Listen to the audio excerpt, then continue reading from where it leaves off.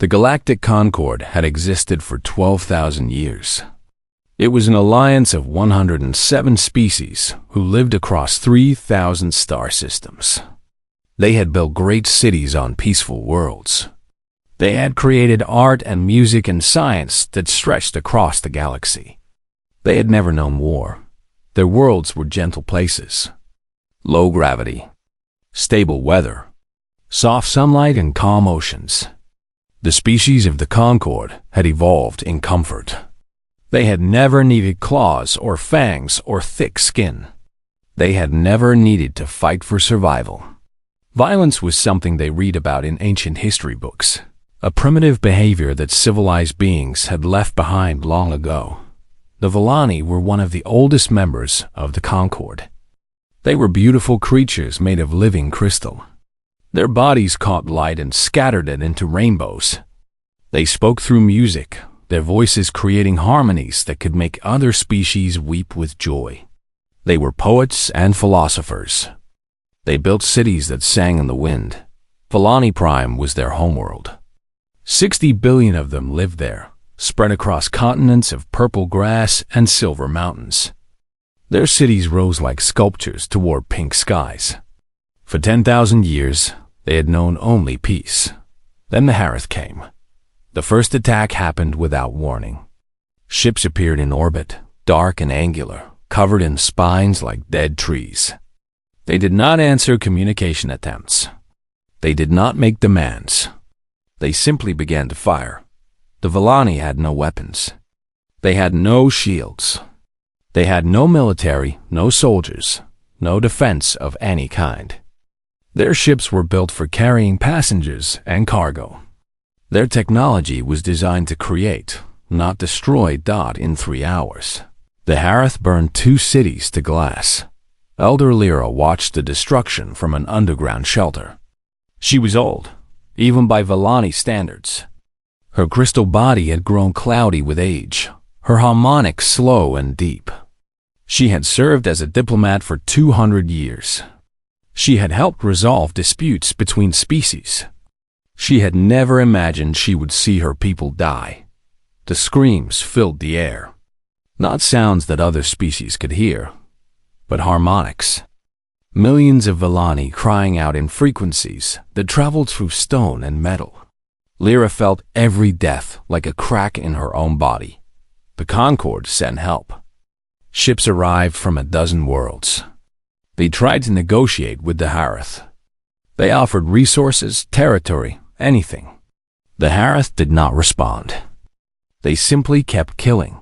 Within 1 week, the Harith had destroyed 11 cities. 40 million Villani were dead. The survivors fled underground or into space, cramming into ships that were never meant for refugees. Lyra managed to escape on a diplomatic vessel. She spent the journey sending messages to every member of the Concord. The responses were all the same: horror, sympathy, prayers, but no solutions. No one knew how to stop the Harith. No one had weapons. No one had ships that could fight. The Concord held emergency meetings across the galaxy. Representatives from 100 species gathered in holographic chambers, their voices overlapping in panic and confusion. They debated. They argued. They proposed plans that everyone knew would fail. The Harith were not interested in negotiation. Scouts reported that they had attacked 12 other systems in the past cycle. Entire species were being wiped out.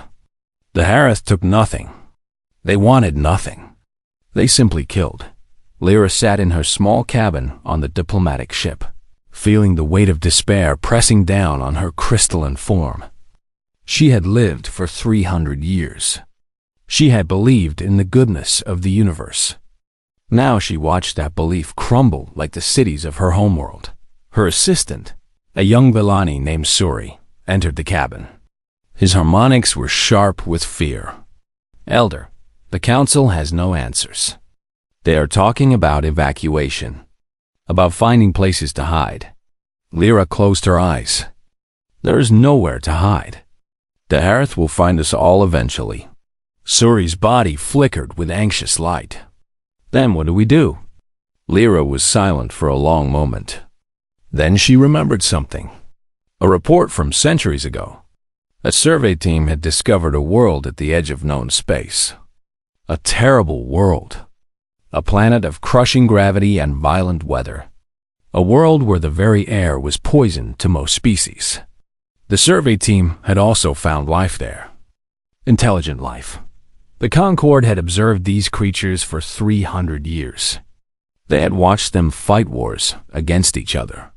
They had watched them survive disasters that would have destroyed any Concorde species.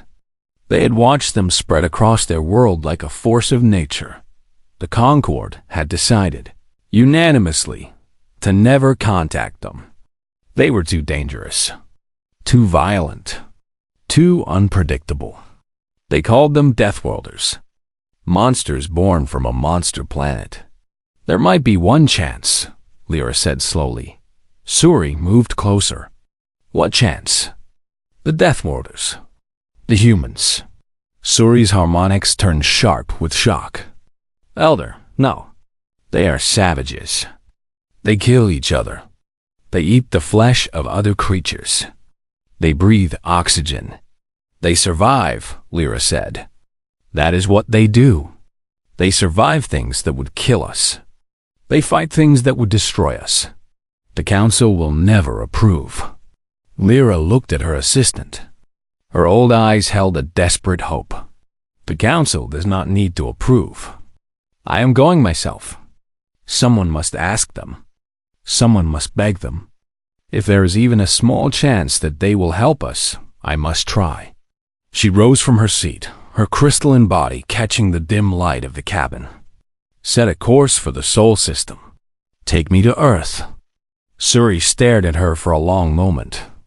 Then, slowly, he nodded. Double quotes, yes, Elder. The ship turned toward the edge of known space. Toward a small yellow star. Toward a world of nightmares and death. Toward humanity's home. Behind them, the Vellani homeworld burned. Admiral Taiho was drinking his morning coffee when the alarm started. He set down his cup and walked calmly to the bridge of the Soul's Pride. He had commanded this ship for 15 years. He had seen asteroids, solar flares, and mechanical failures. He did not panic easily. Report, he said, as he entered the bridge. Lieutenant Jiziok turned from his station. He was young, only 26, with sharp eyes and steady hands. Sir, we have an unknown vessel at the edge of the system. It appeared out of nowhere. No propulsion signature we recognize. Taiho looked at the main screen. The ship was strange. It looked almost alive, with curves and shapes that reminded him of flowers or seashells. It was beautiful in a way that human ships were not. Weapons? He asked. None that we can detect, sir. It's just sitting there, broadcasting on frequencies we've never used before. Taiho studied the alien vessel. In all of human history, they had never found proof of intelligent life beyond Earth. Now, here it was, floating at the edge of their solar system like a visitor waiting to be invited inside. Can we translate the broadcast? Jiziok shook his head. Not yet, sir. But our systems are working on it. Taiho sat in his command chair. Send word to Earth. Tell them we have visitors. The news spread across the planet in minutes. Every government, every news station, every person with a screen learned that humanity was not alone. Some people celebrated. Some people prayed. Some people panicked. The world held its breath. The translation came 4 hours later. The message was a request for peaceful contact. The sender identified herself as Lyra, a diplomat from something called the Galactic Concorde. She asked to speak with the leaders of Earth. The United Earth Council gathered in emergency session in Geneva. Presidents and prime ministers and generals sat around a massive table, watching the holographic image of the alien ship float above them. Council Chair Yunji called the meeting to order. She was 53 years old, a former professor of international law. She had spent her career solving problems through words and patience. Now she faced the biggest problem in human history. "We have confirmed that the vessel is not hostile," she said. "They are requesting a meeting. The question is whether we accept." General Dong-Su spoke next. He was the senior military commander, a veteran of 3 conflicts. His face was lined with years of difficult decisions. "We know nothing about them. Their capabilities, their intentions, their weaknesses. Meeting them is a risk. Not meeting them is also a risk," Yoonji replied. "If they wanted to attack, they would have done so already. They came alone. They came asking to talk." The debate continued for 2 hours. Finally, the council voted. They would meet the alien. Lyra's image appeared in the council chamber the next morning. She was a being made of crystal, her body shifting with colors that had no names in human language. When she spoke, her words came through a translation device that turned her musical harmonics into a soft, feminine voice. "Thank you for receiving me," she said. "I know my presence here is shocking. I would not have come if the situation were not desperate." Yoonji leaned forward. "Please, tell us why you are here." Lyra told them everything. She told them about the Galactic Concord, the alliance of peaceful species. She told them about the Hearth Dominion, the killers who appeared from the dark spaces between stars. She told them about the worlds already destroyed, the billions already dead. "The Hearth do not negotiate," Lyra said. "They do not want resources or territory. They simply kill. We have nothing to stop them. Our ships have no weapons. Our people have never fought. We are going to die." The council chamber was silent.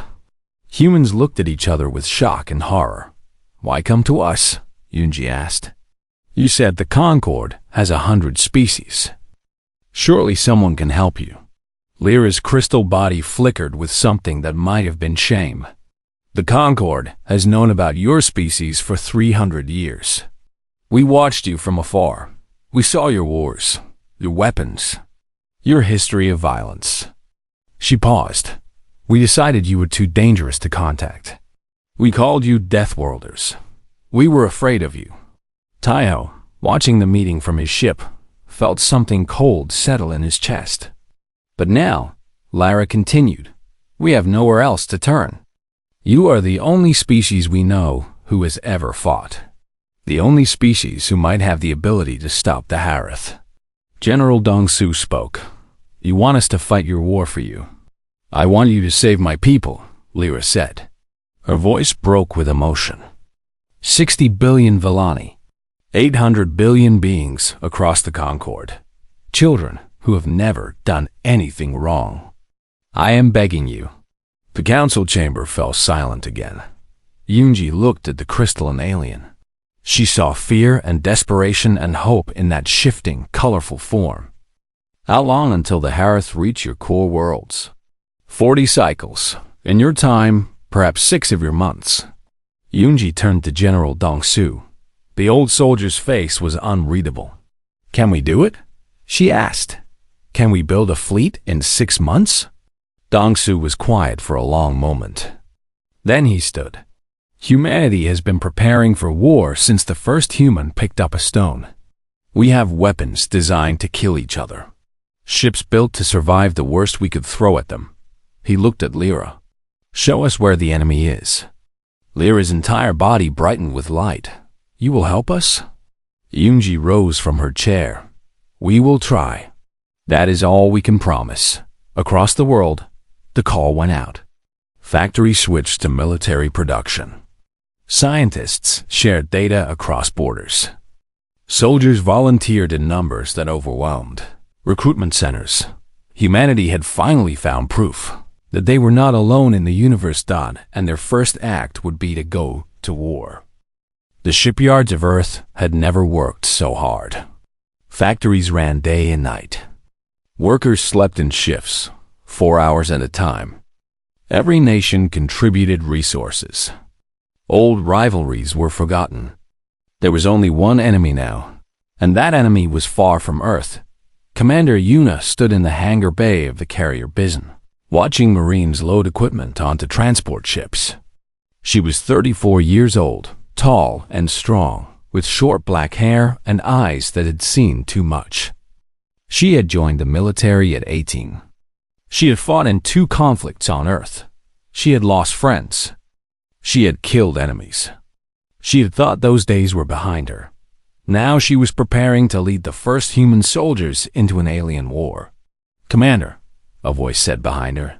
She turned. Lieutenant HFY stood there, holding a tablet. He had been transferred from Admiral Taiho's ship to serve as her aide.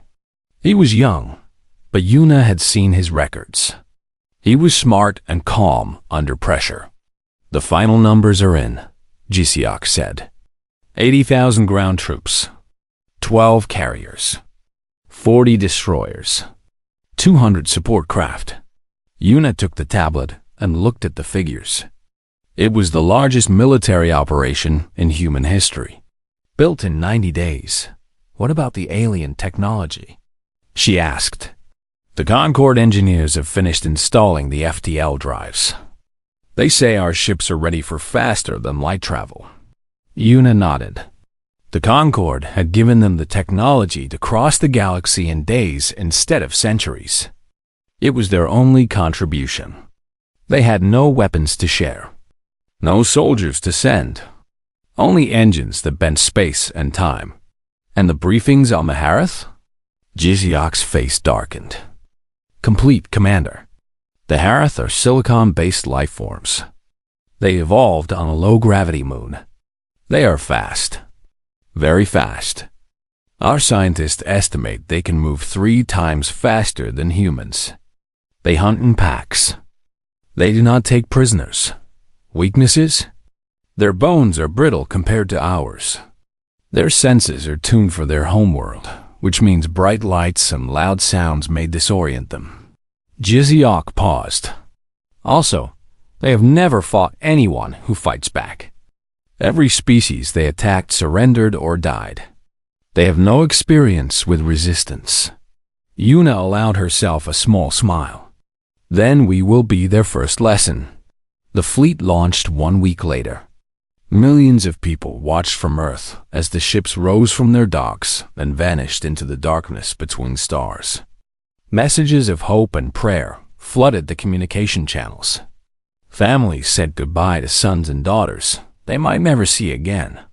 Admiral Taiho stood on the bridge of the Soul's Pride, watching the stars stretch into lines as the FTL drive activated. In moments, they crossed distances that would have taken generations with human technology. The first stop was Belani Prime. The fleet emerged from FTL in orbit around the crystal world. Below them, the planet was scarred with black marks where cities had once stood. Smoke still rose from some of the wounds. Emergency signals chirped from 1,000 locations. "My God," HFY whispered. Taiho said nothing. He had seen images of the destruction. Seeing it with his own eyes was different. This was not a war zone he recognized. This was not soldiers fighting soldiers. This was slaughter. "Launch rescue shuttles," he ordered. "Find survivors." The shuttles descended through the pink atmosphere. Marines in heavy armor stepped onto alien soil for the first time. The gravity was light, barely half of Earth's. The air was thin and cold. Through their helmet speakers, they could hear something strange. A sound like crying, but musical. Sergeant Mireille led her squad through the ruins of a city. The buildings had been made of crystal, like the Volani themselves. Now they lay shattered across the ground, catching light in broken rainbows. "Movement ahead," one of her soldiers reported. They found the survivors hiding in a collapsed structure. A group of Volani, perhaps 50 of them. They were small, delicate creatures, their crystal bodies cracked and dim. When they saw the humans, they trembled with fear. "It's okay," Mireille said, her voice coming through her helmet speaker. "We're here to help." The Volani did not understand her words, but perhaps they understood her tone. One of them, a small one about the size of a human child, moved toward her. It reached out with thin, crystalline fingers and touched the armor on Moray's arm. Then it made a sound. A soft, beautiful note that seemed to carry hope and gratitude and disbelief all at once. Moray knelt down, so she was at eye level with the small alien. She removed her helmet so it could see her face. Her eyes were wet. "We're going to protect you," she said. "I promise." Across the planet, similar scenes played out. Humans finding survivors. Humans carrying wounded aliens to medical ships. Humans standing guard while rescue operations continued. The Villani had never seen beings like these. Creatures from a world of crushing gravity and violent weather. Beings who could lift their own weight with ease, who breathed poison as if it were nothing, who looked upon destruction and responded with determination instead of despair. Elder Lyra watched from orbit. She had expected warriors. She had expected violence and aggression. She had not expected the gentleness she saw in these Deathworlders. A Marine carefully carrying an injured child. A medic working for hours to save a dying elder. Soldiers sharing their water and food with refugees. "They are strange creatures," Suri said beside her. "Yes," Lyra agreed. "They are." Admiral Taiho's voice came over the fleet communication channel. "All ships, this is Admiral Taiho. We have completed initial rescue operations. Survivors are being transported to safe locations." He paused. "The Harath forward fleet has been detected near the Crimson Nebula. They are regrouping for their next attack." Another pause. "We did not come here to hide. We came here to fight. The fleet will deploy in 12 hours. Rest while you can. Tomorrow, we teach the Harath what happens when they attack people under human protection." Across the fleet, 80,000 humans prepared for battle. They were afraid. They were uncertain. They were far from home. But they were also angry. And humans had always fought hardest when they were angry. The Crimson Nebula was beautiful and terrible. It was a cloud of gas and dust that stretched across light years, glowing red like blood in the darkness of space. Stars were being born inside it. It was a place of creation. Today, it would be a place of death. Admiral Taiho stood on the bridge of the Soul's Pride, watching the tactical display. 40 Harath capital ships sat at the edge of the nebula. Hundreds of smaller craft surrounded them like insects around a corpse. It was the largest enemy force anyone had ever recorded. "They know we're coming," Lieutenant Jisiok said. "They're not running." "They've never needed to run," Taiho replied. "They've never faced anyone who could hurt them." The human fleet moved into position. 12 carriers in the center. Destroyers on the flanks. Support craft ready to provide cover. Every weapon was charged. Every soldier was ready. Taiho opened a channel to all ships. "All hands, this is Admiral Taiho. In a few minutes, we will engage the enemy. Some of us will not survive. I will not lie to you about that."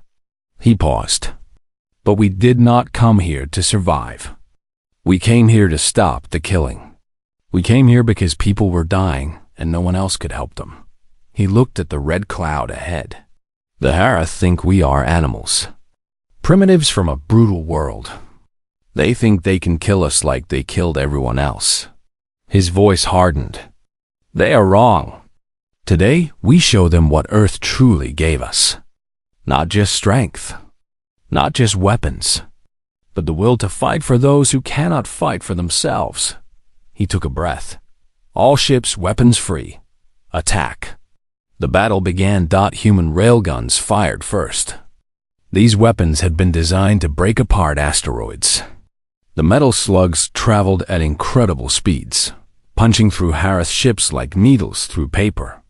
Explosions bloomed across the enemy formation.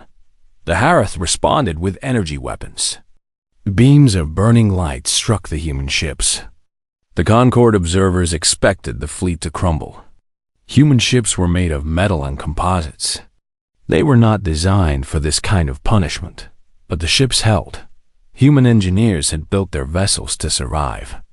Thick armor, redundant systems, damage control teams that could seal breaches in minutes. The Harath kept firing. The humans kept coming. "Target their engines," Taiho ordered. "Slow them down." The destroyers swept forward, smaller and faster than the carriers. They wove between enemy ships, firing at weak points. The Harath tried to catch them, but human pilots were trained in atmospheric combat. They were used to gravity and wind and 1,000 variables that the Harath had never experienced.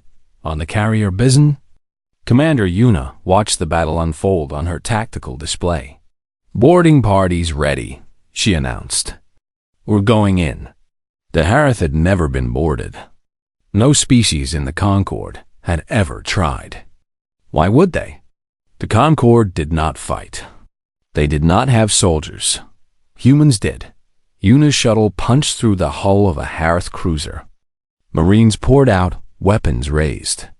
The corridors were dark and narrow, designed for creatures of low gravity. The Harath came at them in waves. They were faster than humans, with sharp limbs and bodies like twisted metal. Their movements were alien and wrong, like nightmares given form. "Steady," Yuna called. "Watch your spacing." The Marines fired. Harath fell. More came. The corridor became a chaos of light and sound and death. Sergeant Myray was in the front line. She had trained for years in close combat. She had never imagined using that training against alien predators on a ship between the stars. A Harath leaped at her. She dodged, barely, and put 3 rounds into its chest. It fell, twitching. Another came from her left. She turned and fired. Missed. It was too fast. The creature hit her, knocking her rifle away. Its limbs scraped against her armor, searching for weak points. Myray grabbed it and pulled it close, using her greater mass to control the fight. In the low gravity, her earthborn strength was an advantage the Harath had never faced. She pulled her knife and drove it into the alien's neck. Silicon blood sprayed across her visor. The Harath screamed, a sound like breaking glass, and went still. "Move forward," Yuna ordered. "Find their command center." The boarding action took 3 hours. Every meter was paid for in blood. But the Marines kept pushing. They were trained to fight in worse conditions. They were trained to never give up. When they reached the command center, they found the Harath officers trying to destroy their navigation data. Yuna shot 2 of them before they could finish. The third surrendered. It was the first time a Harath had ever surrendered. Outside, the space battle raged on. The Harath fought with desperation now. They had never lost before. They did not know how to handle defeat. Admiral Taiho watched as another enemy capital ship broke apart. "Status report," he demanded. 31 enemy capital ships destroyed, sir. Approximately 200 support craft eliminated. Jiziok paused. "We've lost 9 ships. 1,800 dead or missing." Taiho closed his eyes for a moment. 1,800 names he would have to read. 1,800 families who would receive messages of condolence. And the remaining enemy ships? "Retreating, sir. They're falling back toward the nebula. Do we pursue?" Jiziok shook his head. "Our ships need repairs. We need to regroup." Taiho nodded slowly. "Let them run. Let them tell their leaders what happened here today." The human fleet gathered its dead and its wounded. Medical ships worked through the night, treating injuries that Earth doctors had never seen before. Engineers patched holes in hulls and replaced damaged systems. Commander Yuna sat in a quiet corner of the Bizon's medical bay. She had taken wounds during the boarding action. Nothing serious, but she was tired. More tired than she had ever been. Lieutenant Jiziok found her there. "Commander, the Admiral wants to speak with you." Yuna looked up. "Tell him I'll be there in a minute." Jiziok hesitated. "We won, Commander. You know that, right? We won. Yuna thought about the Marines who had died beside her. Young men and women who had volunteered to fight a war on the other side of the galaxy for people they had never met. "We won a battle," she said. "The war isn't over yet." She stood and walked to the bridge, ready for whatever came next. Behind her, the crimson nebula glowed red, hiding the bodies of humans and Harith alike. The first major battle was over. The message was clear. Humanity could fight, and humanity could win. The war lasted 3 years. 3 years of battles across 1,000 star systems. 3 years of blood and fire and sacrifice. 3 years of humans fighting creatures they had never imagined, protecting species they had only just met. The Harith did not surrender easily. They had conquered for generations. They had never known defeat. Each loss made them more desperate, more violent, more determined to destroy the Deathworlders who had broken their perfect record. But humanity was stubborn. Humanity adapted. Humanity learned. After the Battle of the Crimson Nebula, the human fleet grew. More ships came from Earth. More soldiers volunteered. Species from the Concord watched in amazement as a world they had feared poured everything it had into protecting strangers. The battles continued. Admiral Taiho led the fleet through engagement after engagement. Commander Yuna and her Marines boarded enemy ships and captured enemy stations. Lieutenant Jiziok became a captain, then a commander, leading his own task force. Sergeant Mireille earned medals that she never wore. They lost friends. They won victories. They kept fighting. The final battle happened above the Harith homeworld, a gray moon orbiting a dying star. The last stronghold of the Dominion. Admiral Taiho stood on the bridge of the Soul's Pride, older now, gray in his hair and lines on his face. Around him, the largest human fleet ever assembled waited for his orders. "The Harith refused our terms," he said. "They will not surrender. They say they would rather die than submit to Deathworlders." Commander Yuna's voice came through the communication channel. "Then we make them submit anyway." The battle was brutal and short. The Harith fought with the madness of a dying race. They threw everything they had at the human fleet. It was not enough. When the last Harith warship fell silent, Taiho gave the order to cease fire. Marines descended to the surface. They captured the Harith leadership in their underground bunkers. The war was over. 60,000 humans had died. 60,000 names carved into monuments on Earth and 100 other worlds. It was the bloodiest conflict in human history, and they had fought it for people they had never known. The trial of the Harith leadership lasted 6 months. Representatives from every Concord species testified. Images of destroyed worlds and murdered civilians filled the chamber. The verdict was unanimous. Guilty of crimes against sentient life, the Harith were given a choice.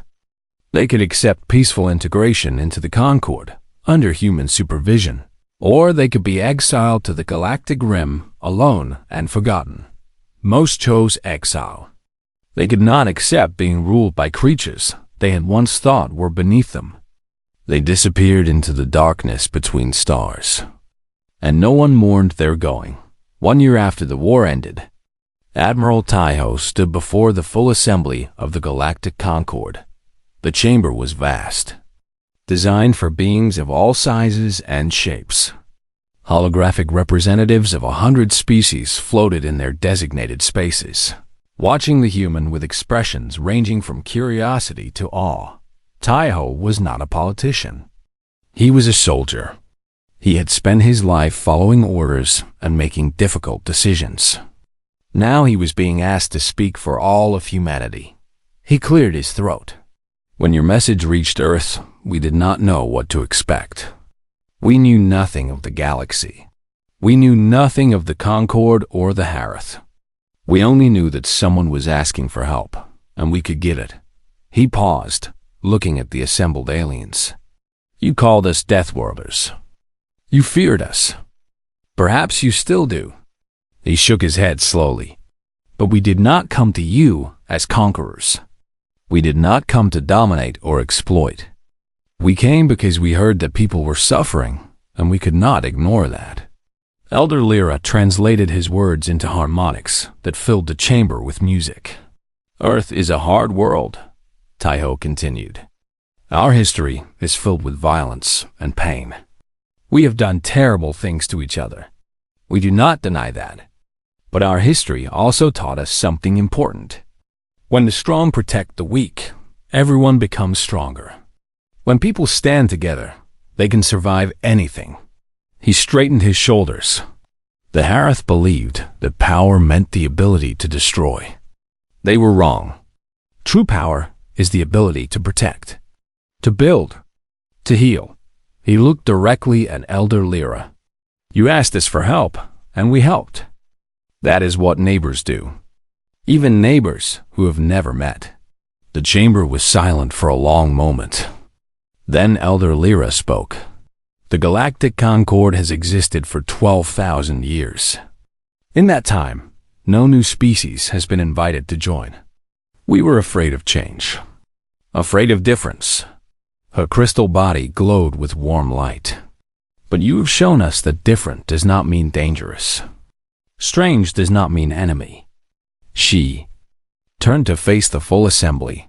I move that humanity be granted full membership in the Galactic Concord. The vote was unanimous. Commander, Yuna watched the ceremony from orbit. Aboard the Bison. The ship was old now. Patched and repaired 100 times, but still flying. Still serving. Lieutenant Jiziok, now Commander Jiziok, stood beside her. In his hands was a small crystalline figure. A gift from a Valani child he had comforted on Valani Prime 3 years ago. Do you think it was worth it? He asked. Yuna considered the question. She thought about the friends she had lost, the battle she had survived, the nightmares that still woke her some nights. She also thought about the Valani cities being rebuilt, the children who would grow up safe, the species who would never have to fear the Harath again. Ask me in 100 years, she said finally. She looked out at the stars. There were more of them now, in a way. More worlds, more possibilities, more future. Somewhere out there, the galaxy was learning to breathe again, and humanity was part of it. Not as conquerors, not as monsters, not as the terrifying Deathworlders of rumor and fear. As protectors, as neighbors, as friends. The soul's pride fired its engines and turned toward home. The first chapter of humanity's galactic story was complete. The next chapter was just beginning.